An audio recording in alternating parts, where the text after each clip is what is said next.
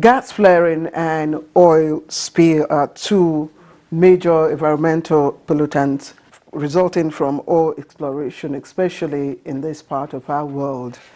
And Nigeria, unfortunately, and 6 other countries are said to be global offenders in this regard. Now, flaring more than 65% of hydrocarbon gas into the atmosphere. Now, most residents in the Niger Delta, of course, if you live in Rivers or Bayelsa or any of those coastal areas in the Niger Delta, you will know that a lot more people live within very close proximity to areas where gas is flared. Indeed, I got to know that it's just about 4-kilometer radius from the different gas flare sites. And you will also find out that most people there come down with a lot of respiratory diseases or illnesses, as well as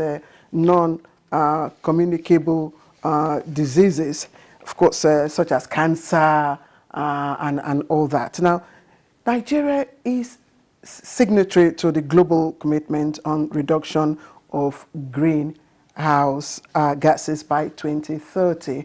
And of course, the COP 2016, which held in Glasgow, Nigeria also made a very big promise, of course, to bring down hydrocarbon emission into the atmosphere by between 20 and 40% by 2030. Of course, we know that a lot of challenges have been in the way of meeting that target.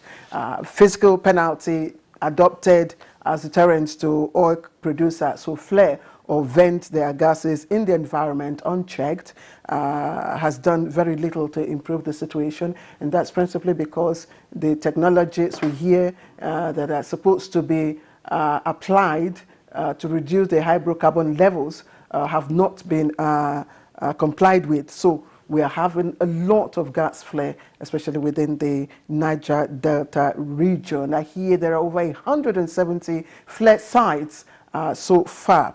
Again, Nigeria will be attending COP27 in Egypt, and it's expected that she will renew her commitment on ending greenhouse emissions by 2030. That is about 40% by 2030 and zero net by 2060. But first, we will have to tackle gas emission and venting in Nigeria. So on Late Edition this week, we'll look at the possibilities of meeting a global target on mitigating climate change via reduction of gas flaring and venting in Nigeria. I am Claire Dilabo Abdulrazak. I thank you for joining us.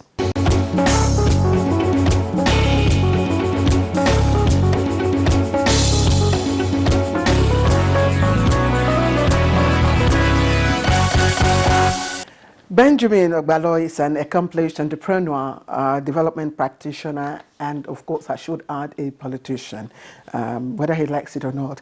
He's from one of the Niger Delta areas, of course, and he's a recipient of many awards, including Government Examination Ethics Award. That's in recognition of his work to stamp out examination cheats. First, he's a graduate of geography in the University of Maiduguri. He has an MSc in Project and Land Resource Management from Bayero University in Kano. He has over 30 years of political experience and served as Executive Chairman, Isoko South Local Government Area of Delta State, and that's between 1997 and 1998. He served as consultant and expert to Senate Committee on Gas Resources, Joint Senate Committee on Petroleum Industry Bill, and Senate Committee on Environment. That's between 2007 and 2011. And in 2012, he was very instrumental in the power and renewable energy and power sector, and has given several keynote speeches and papers in national and international fora on gas and power.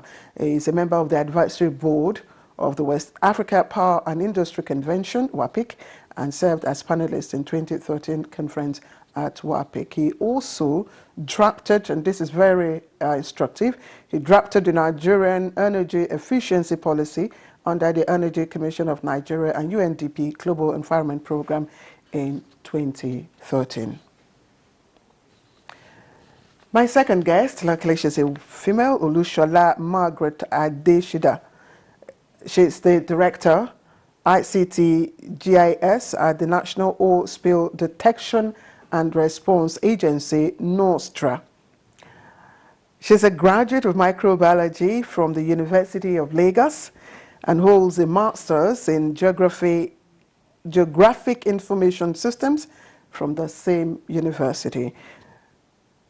Olushola holds a master's degree in microbiology from the University of Ibadan. And her responsibilities at NOSTRA include monitoring and analysis of oil spill monitor, gas flare tracker, and the proposed methane tracker. She's been involved in developing mechanisms to monitor, assist, and direct response to threatened environment and impacted sites. Now, Olushola has participated in numerous international trainings and certification programs. She's a member, Nigerian Environmental Society, Institute of Safety Professionals, Nigeria Institute of Management, and Fellow and Waste Management Society of Nigeria. Let me warmly welcome my two great guests on Late Edition this week. Thank you both for joining me. Thank you. Thank you for having us. I really don't know how to start now. Maybe from my fellow woman. I don't want to be accused, but let me start from, yes, let me start from you. How much, because I know we have made quite a number of commitments to end gas flaring. Where are we now? Between, within the past 10 years, I don't know how many goalposts we have been able to shift. Yes, just give us an idea in terms of gas flaring in the country. Where are we at the moment? Okay. What I would say is, you said 10 years.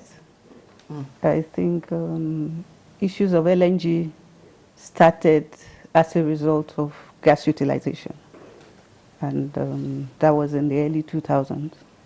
So since then, there used to be a gas flare down program in the Federal Ministry of Environment, which helped to push the trains, that's the LNG trains, up to train 7. And I know that when the late Okupido was there, he did a lot to get the LNG trains. I think he eventually succeeded in getting us to have additional 3 trains and started on the 4th one. So he moved from 3. When you talk about trains, some of us who are lay wouldn't even understand what you're talking about. What we want to know, for instance, is, because I said we have over 170-something, flare sites in different parts. You could give us those statistics. For instance, how many flare sites do we still have going on? What is happening? Okay, I was actually trying to build up. So, like I said, we we usually start things, and the policies, a lot of policies are around for us to work with, but as we usually do, we sort of lose steam somewhere along the line. That's what I was trying to build on. Okay, we got up to train 7, and since 2004, 2005, we've been a little slow. So what slow in doing what? In gas utilization. That's the way I would put utilizing it. Yes, because gas, you can't have oil production without gas, gas emission, gas flaring, gas venting. But what should happen is to find a way to collect the gas and use it. That's the best practice. Okay, so we've actually been making efforts. Yes, to we utilize have. And then we slowed down. And then we slowed down. Slowed down. Okay. So with the new tempo, with the especially post-COVID, the last co-op, and the fact that it's becoming very obvious that the world cannot continue with the way it's going, and there's a need to consciously reduce the tempo of gas. We've had a lot of, I don't want to call it now, pressure groups. Like civil societies, NGOs coming up to push government to say, what are you doing about this? I know the gas utilization program is ongoing. There's conscious effort to use gas to drive transportation. I don't know if you're aware of it.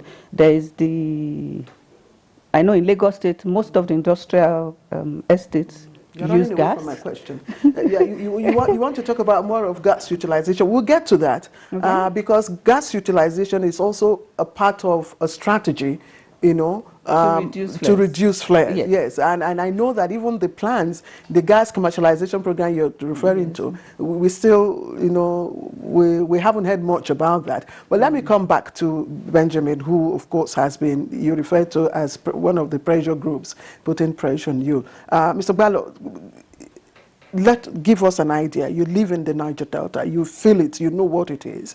What is the situation of gas flaring at the moment? Thank you very much. Is this still a nightmare? Of course, gas flaring continues to be a nightmare. But as Mr. Adeshida alluded to, in the last 10 years, about 70% of the flares have been taken out. But we have 30% of the flare remaining, and that's a huge amount of flares. Now, one thing that needs to be clear is that the gas that is being flared is a useful resource. It's a resource. It's not a waste product, really, because that gas can be used for LPG. It can be used to fire power plants. It can be used to do methanol, you know. So it's something that we need to use. But unfortunately, it's being flared because Nigeria and the operating companies were not prepared to use it. That's why we're flaring it. So in the Niger Delta, for the last 58 years, we bear the burden of the gas flare. And like you alluded to in your opening remarks, this comes with a lot of diseases and all manner of ailments, some that will be determined, other ones that may not be determined in the near future. So it's of huge concern. So for whichever way you look at it, either from the health concerns, and then the opportunity lost in terms of if you convert that gas to industries or to power, you can imagine the spin-off in terms of employment. What is the major concern of civil groups, you know, such as yours? What is your major concern about, you know, the gas that has been flared at the moment, the 30% that you have talked about? Okay, our major concern is that 30% that is being flared is poisoning our environment, is poisoning our people, is creating is damaging the flora and the fauna in the Niger Delta, you know. So we are concerned from a health point of view, but significantly also, that 30% will make Nigeria not to miss its target. You know, Nigeria have their intended nationally determined contribution have pledged to reduce GHG by 20%. The gas flare alone is 19%. So if you take away gas flare, then Nigeria will have met its target by 2030. Let me get you, Benjamin. The 30% that is left, in terms of SCF, that's the standard cubic feet, what does it translate to? Because we have quite a number of figures going around.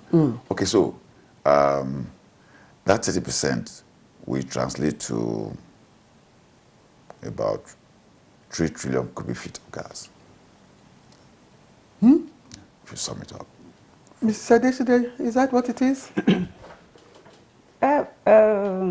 Maybe I should speak about something. We are government, like I said, but what my agency does that is unique, which is why we partner with NGOs, is that we have the gas flare tracker, the Nigerian gas flare tracker, which is a data, a geospatial platform that helps to capture data of flared gas from the producing companies. It captures it even to specifics of location, how much is flared, and it also calculates what that gas could be used for in terms of power generation, the amount of CO2 that is emitted into the atmosphere, and the economic loss in terms of if we're going to charge penalties, as we should, with the law that is in existence, or the actual value of the gas in the international market. So what we have been pushing is we have that platform which the government can use to plan a lot of things around ensuring that we mitigate these flares. We definitely need to push the industry. But I think what has been happening before the tracker was we used to rely solely on the data as provided by the industry. So now we have something that can say, okay, this are you working with the figure that he has provided us? By the way, I should ask Benjamin, how did you arrive at 3-point-something trillion cubic? Yeah. Okay. Now that's an estimate. That's an estimate, but if you look at the fact that every year we're flaring at least 420 billion cubic feet. If you take that, if you spread that for about 420. Yeah, if you spread that for about 6 years, 6 to 7 years, you get about 3 trillion.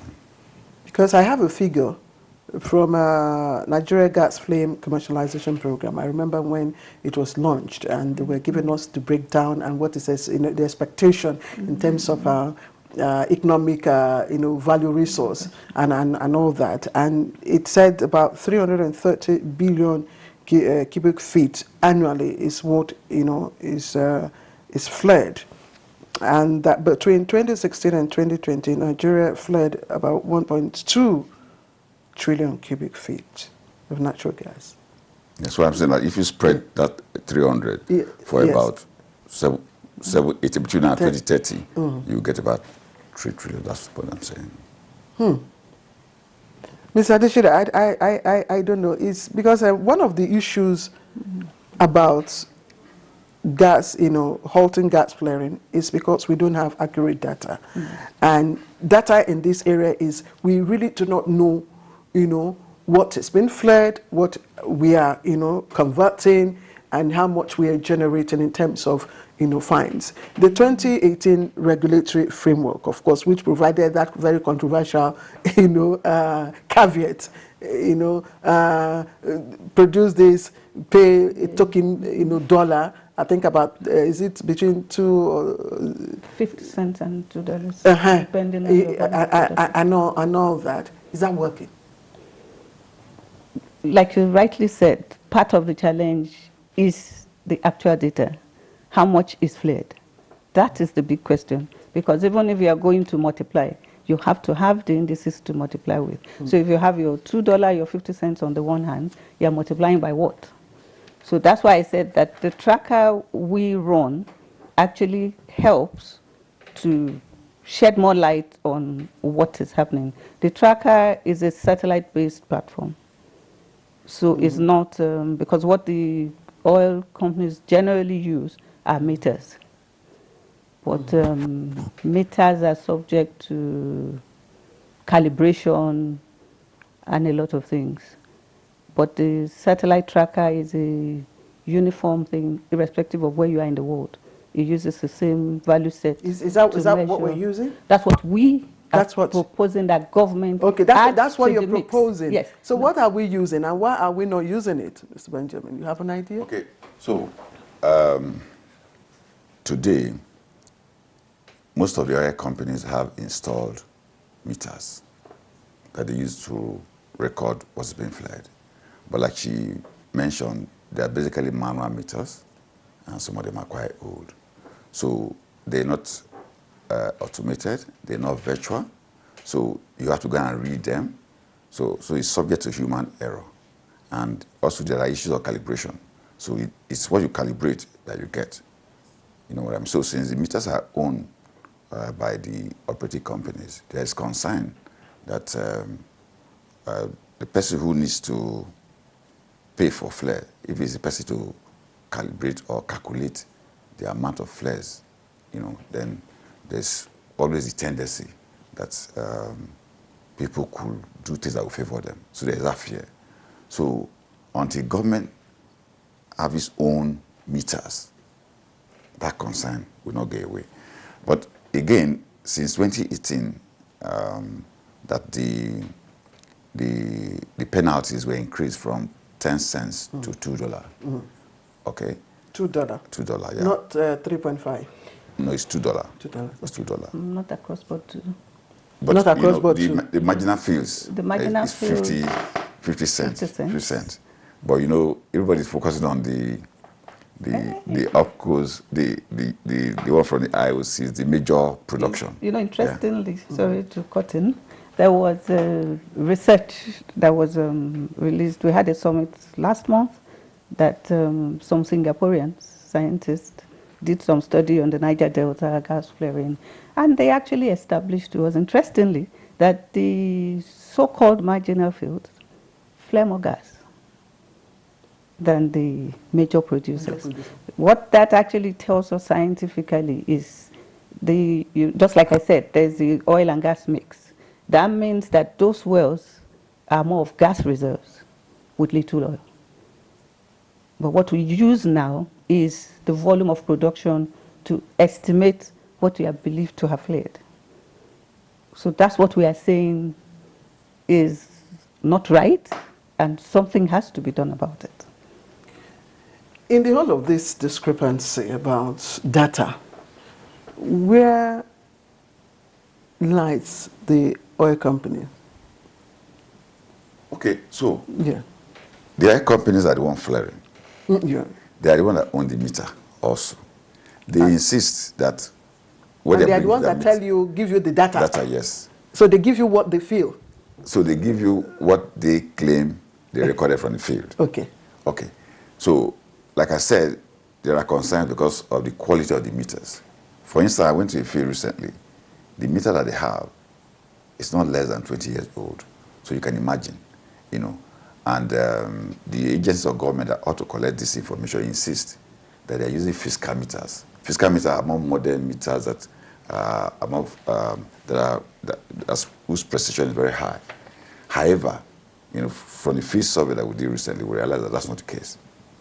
So that concern has been reinforced by the information from Nostra using the satellite. And one of the concerns, why their concern is even of greater significance, is that we also noticed when we studied the data available, we realized that before 2018, when this regulation came into force, the data from the government of Nigeria, reported by NPROC and NNPC, and the data from the tracker, the satellite tracker, they were a bit similar. But from 2018, you know, the discrepancy shot up. You know, so now consistently the satellite data is showing more volume than what the meter is showing.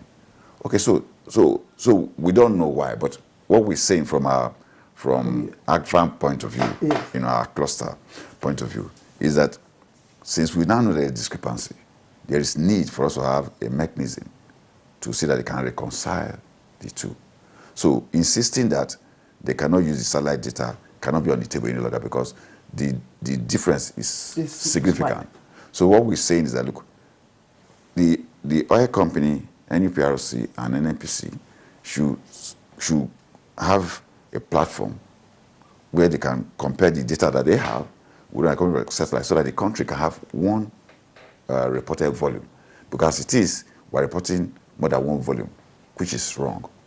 You know, so for planning purposes, for in terms of revenue loss, you know, it's not acceptable. Because for instance, between for 2018 and 2019 alone, the discrepancy between the two, you know, in terms of value, comes to about $680 million. That's a lot of money in these times. So from our cluster point of view, we're just saying that moving forward, both people who are working with the oil companies and those that use satellite data must come together and crunch the numbers and define clearly, you know, what is the volume that's flared. Do you think the oil companies are trying to, I don't know, shortchange? I really don't know. Let me put it this way. Why do you think the oil companies are, you know, turning in data, inaccurate data, against what the satellite is revealing?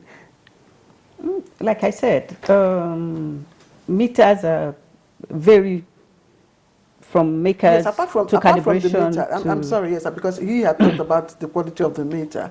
I'm also looking at it from the point of view of the 2018 regulation, which has provided fines for those who, you know, flare a particular volume of. I would say because the flare data they give is actually extrapolated from production volumes. Okay. That's why the law would say marginal fields should pay less, because there's an assumption that marginal fields are producing less gas. Yes. And that's why I said that research has shown us that marginal fields are actually even have some marginal fields that are super emitters, world super emitters. So, and of the 200 super emitters of the world, Nigeria has 20 sites that are super emitters. And they're paying, and the fine for these are very insignificant. Yes. So that's why initially I was speaking more to utilization, because that is what helps you to get the actual value of. Yes, I needed us to clear this issue of flaring, because for a long time we have been shifting the, you know, goalposts. That's flaring, and I lived in the Niger Delta, so I know, especially in a part called the Miningi, you know, that's in Bayelsa State, and it wasn't a place to live at the time.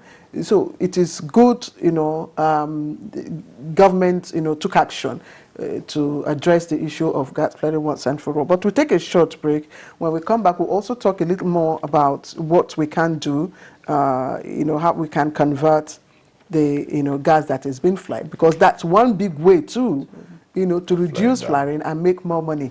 You're watching Late Edition this week, and we're looking at how we can track gas flaring and venting volumes in Nigeria in order to enable us meet our climate change goal targets, of course, renewing our commitment in the next COP27 in Egypt. Don't go away, we'll be right back. You can't fight piracy, you can't fight a war. Therefore, you don't claim your rights. The challenge I see is in the fiscal. Do we have to wait until we have a problem? See, the problem with those who speak on behalf of themselves and the country is that they should have facts. I'm speaking now as Minister for Transport. For you to become economically independent, you must have to curtail the level of importation of other people's products and services. How rich you are, you can't bring certain vehicle into the country. There's no competitiveness within the state. I am Claire Adelabu Abdulrazak. Thanks for joining me.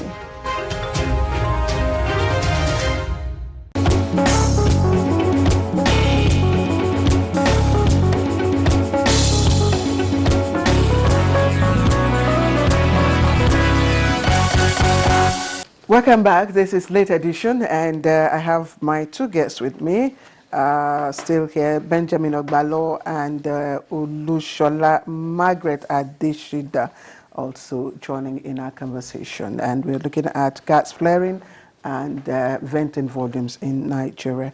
So let's again look at all those involved, Mr. Benjamin, in efforts to address the disparity in, the amount of gas that has been flared and all that. Are there really, do we have synergy, in all those involved? Okay, so that's the key issue. The key issue is that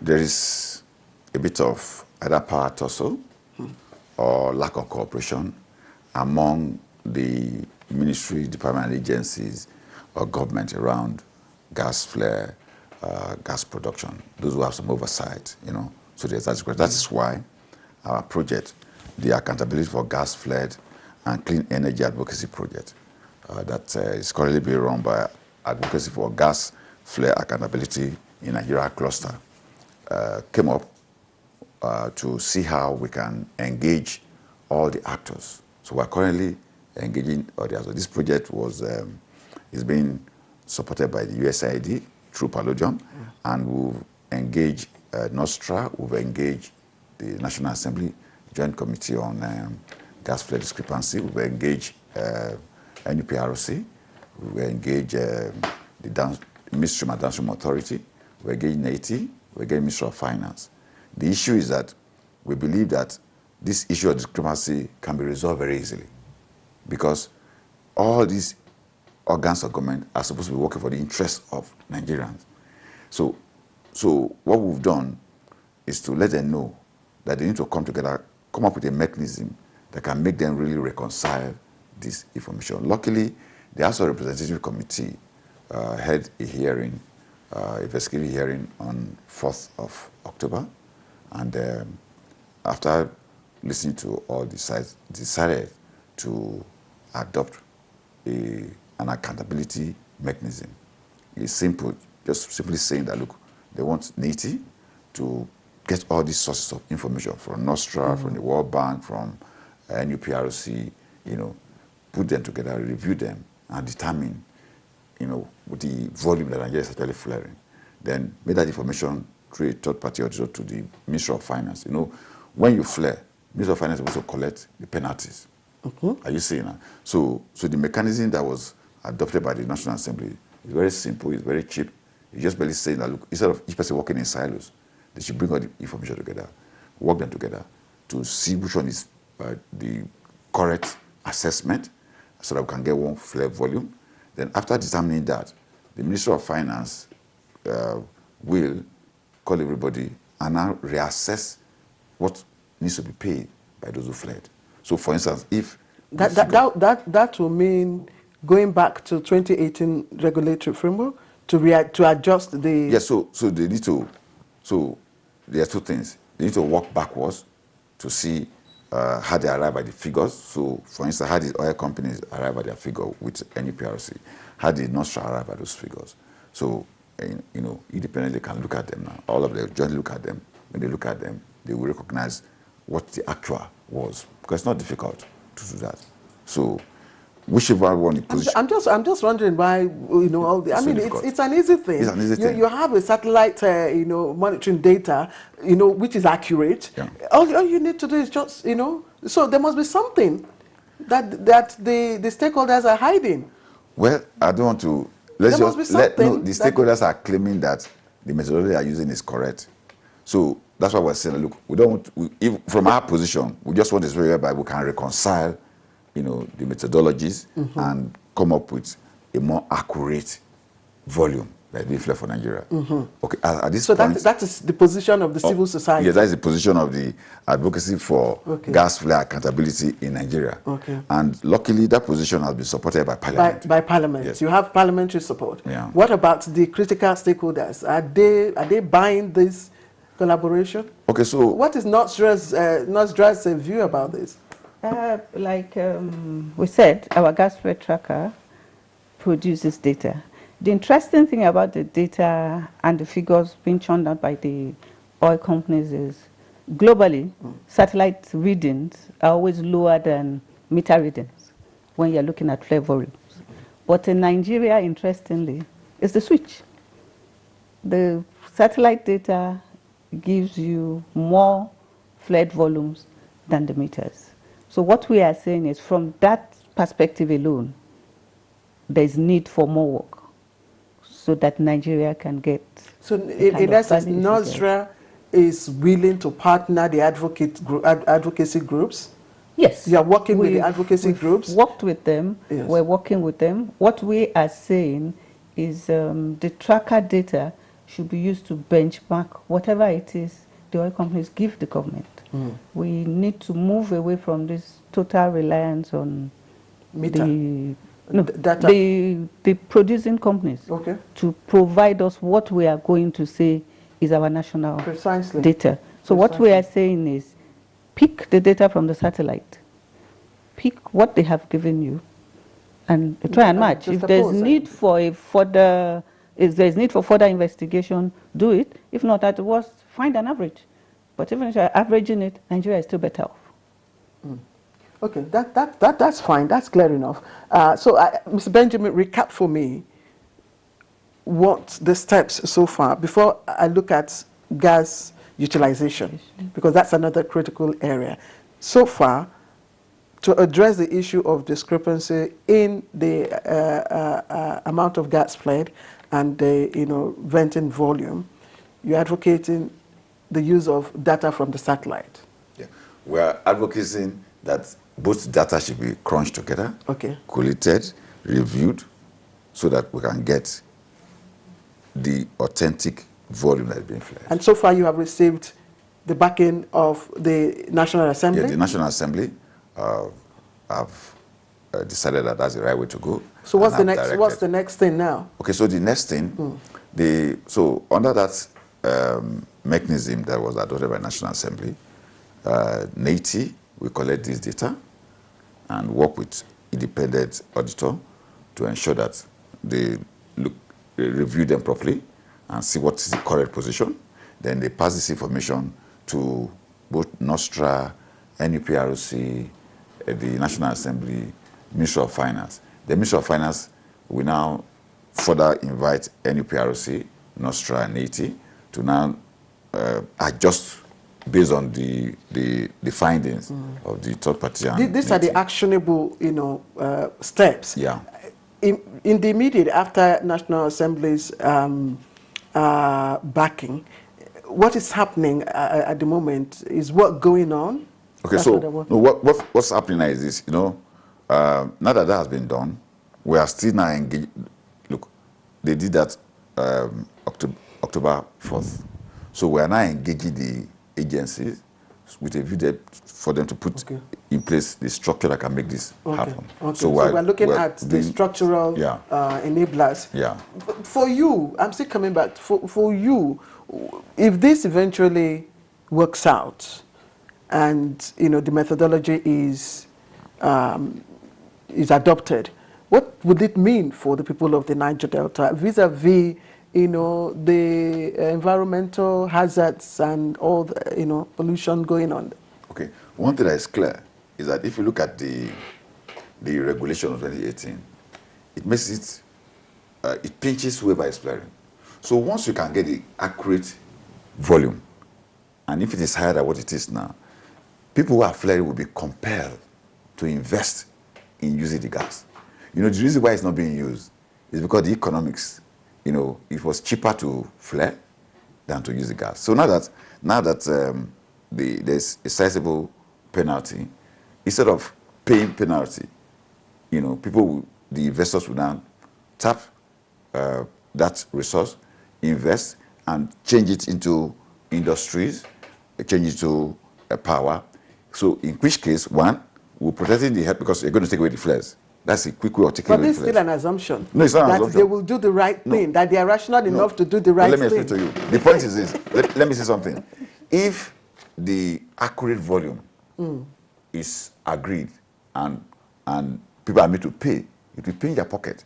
Instead of paying, they will rather invest to use it. That's what I'm saying. Because the reason why there is suspicion that there is arbitrary reduction of the volume is because they know that if they pay the penalty, it's very expensive. So it's an economic tool. Instead of paying so much money, away, you would rather use it, so you can make profit on it. Because, like I said, the gas that's being flared is a resource that can actually bring revenue. So what it means is that the strategy on Nigeria of using monetization to ensure that we take away gas flare will come to pass. If there's no more room for them. But we need the money. That's what I'm saying. If there's no more room to cheat. Yes, Mrs. We need the money. We as an agency and the ministry are actually pushing for the international value of what you're flaring. Not even the penalty. Yes, the international value. Gas is gas. So what is the market value of what you're flaring? That would be a bigger deterrent than the penalties. Okay, so let us look at also another way that government can also, make more money from gas flaring. And that's what you talked about earlier on, the utilization of the gas that is flared. And I don't know, do you think that we're ready to utilize gas, given the fact that... What I would say is, with the state of our economy now, we should actually push to use gas. We have challenges when it comes to power. The tracker gives you how many megawatts of electricity you can get from the volume of the gas that is flared. It gives you how much CO2 is there. Then you also know the location. So what we are even saying is the tracker can allow government issue licenses to LPGs around gas flare volumes, because you know how much gas X company can get from this area. So the best way, like we believe, is gas utilization. It drives the economy, it provides more jobs, it takes the youth off the streets, and it reduces poverty. Mr. Balo, do you think that we need to be able to convert gas to economic resource? Well, so the investment you need will vary from place to place and depending on the kind of industry you want to attend to. Yeah, but the money for that investment is not difficult to get. The key issue that I've actually stalled that is the fiscals. The fiscals that government had in place were not very favorable. So, but now that the PIA have been signed, so people are more sure about the fiscal. So there are two things now. Now that the PIA has been signed, what government can do, it can still look at some areas of the fiscals that can be better clarified or make a sweeter. One, then two, enforce the existing regulation. Because the point I'm making is that for people to start underreporting, it means it's already pinching them. Are you seeing now? Okay. As low as it is already pinching. Yeah. So if you now look at the fiscal issues, then people will not be able to raise that money quickly to use the gas. So two things. We should look at the fiscals, then also enforce the existing regulation by making sure that we determine the appropriate volume so that people are made to pay. Once they are paying, instead of paying, they will prefer to invest. So the investment money will not come out because anybody who does a major project anyway in the world, gas project or power project, it's a long-term project. So you don't hope to get the money back, but there are funding to do those kind of long projects. But the government has to be serious to ensure that people pay heavily so that they'll be compelled to now do that investment. Public utilization of gas is very critical, and that's the essence of the commercialization, gas program. What are your thoughts? I know you work for Nostra, but what are your thoughts about that? And what do you think can be done now again, given that the environment, has changed from 2018 when it was launched to now. A lot of, fiscal, issues have, yes, taken place. That's why I said, for me, it's one thing to say the oil-producing companies should utilize the gas. It's another thing to issue licenses to other off-takers, like LPG plants, power plants, to take this gas from these companies and use. So the burden of the investment around the gas utilization would not be on the oil companies. And it would not be on the government, because it should be, that's why I said issuance of licenses.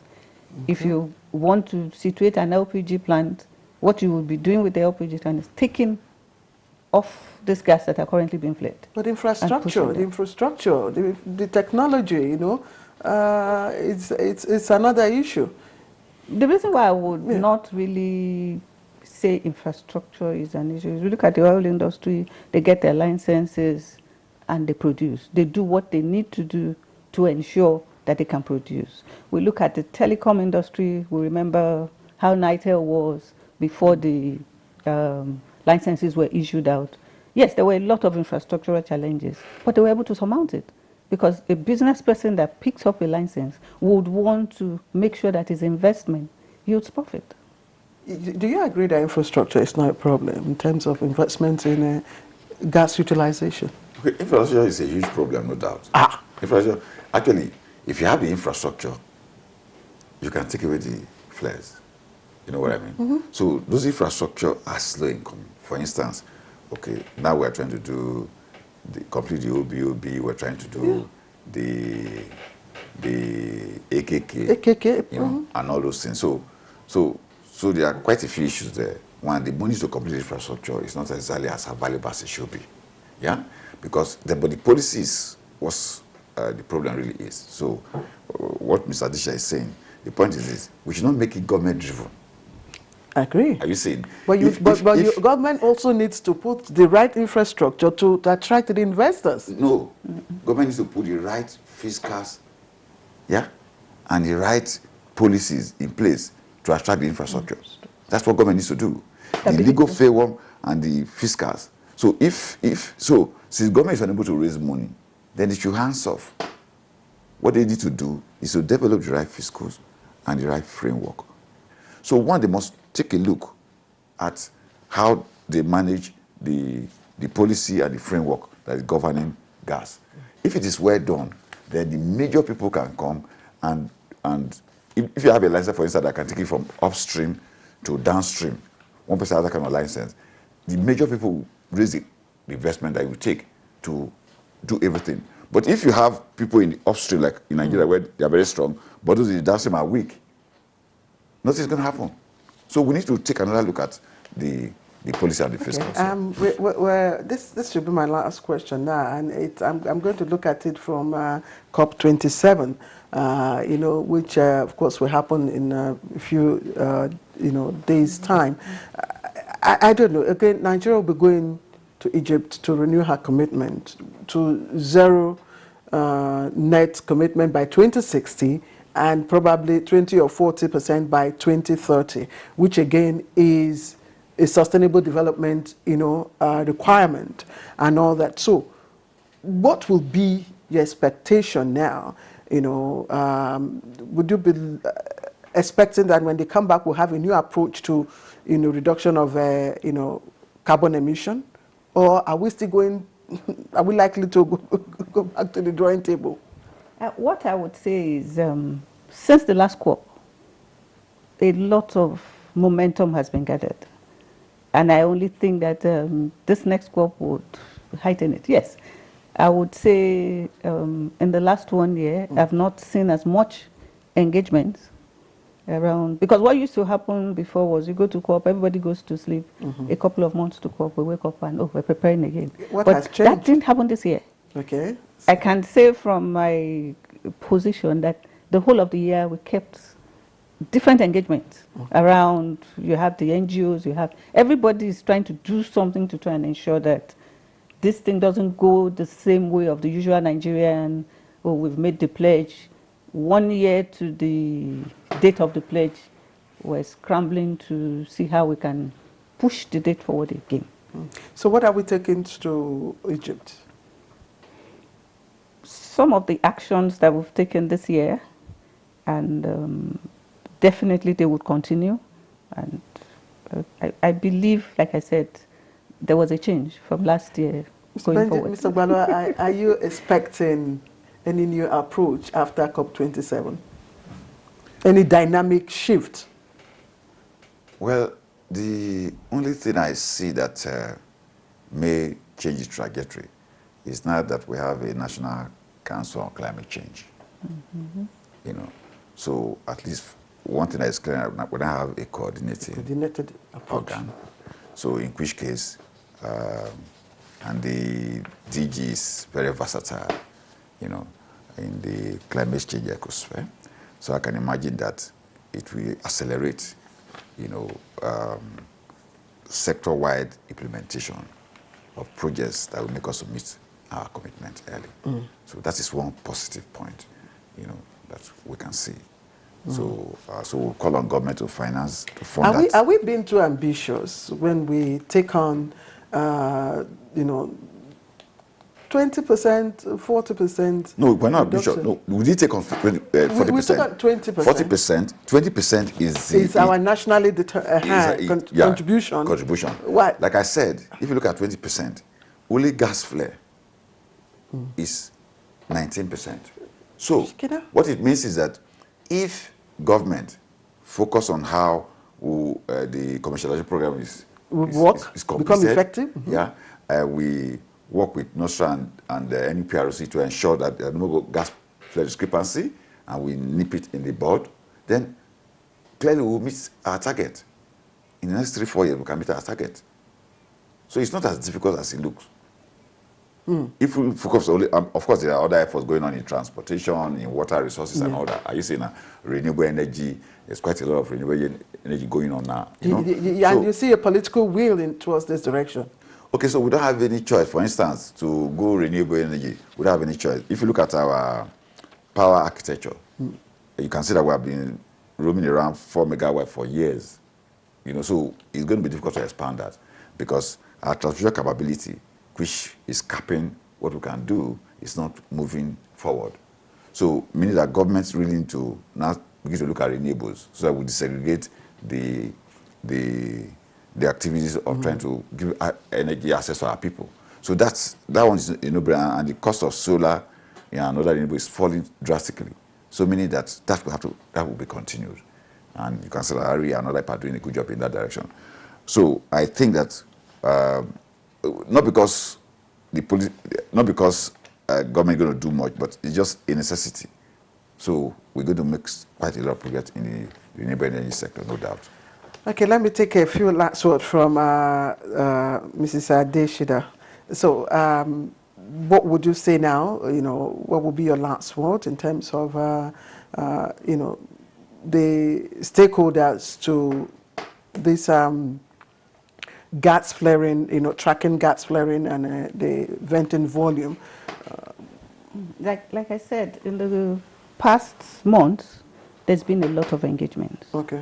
This year alone, we started a scoping, and we've done some trainings around even methane tracking.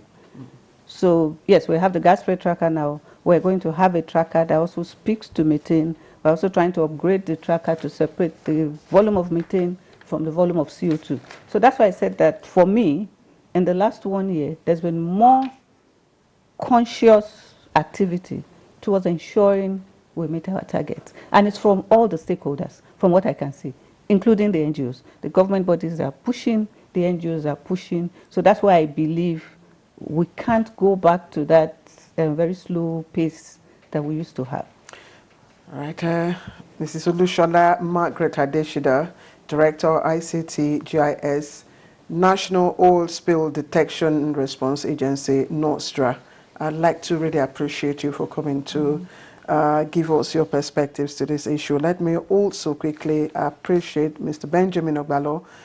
He is the CEO Initiative for Community Development, and of course he's a consultant,